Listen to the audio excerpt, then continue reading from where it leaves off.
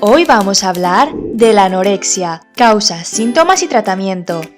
La anorexia es un trastorno alimenticio caracterizado por la pérdida excesiva de peso por miedo a engordar.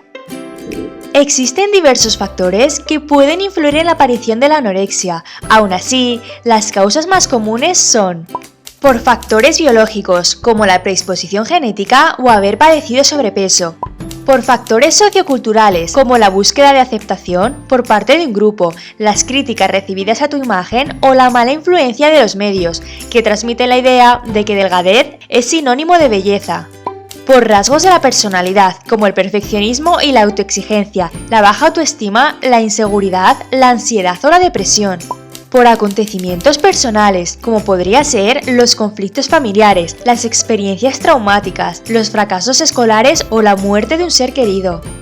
A menudo hace falta tiempo antes de poder identificar los síntomas de la anorexia, por ello los hemos dividido en 3 apartados. Síntomas mentales. Tienen un miedo obsesivo a engordar, disminuyendo gravemente de peso y estando excesivamente preocupadas por su silueta. Además, llevan un control excesivo de la báscula y del número de calorías que ingieren. Seguramente tengan baja autoestima con tendencias a la depresión y ansiedad. Síntomas de comportamiento. Suelen utilizar ropa ancha para disimular su delgadez, se niegan a comer y llevan una dieta muy restrictiva. Además, realizan deporte excesivo y de forma compulsiva. Por último, tienen tendencias al aislamiento social y familiar. En cuanto a los síntomas físicos, destaca la ausencia del periodo menstrual, conocido como amenorrea. Notarán una caída del pelo, además de uñas quebradizas. Tendrán debilidad generalizada y un cansancio excesivo, con posibles mareos y desmayos. Además, tendrán una sensación constante de frío. Modifica los hábitos alimenticios del paciente, con una dieta baja en calorías que deberá incrementarse poco a poco, hasta cubrir las necesidades calóricas del organismo.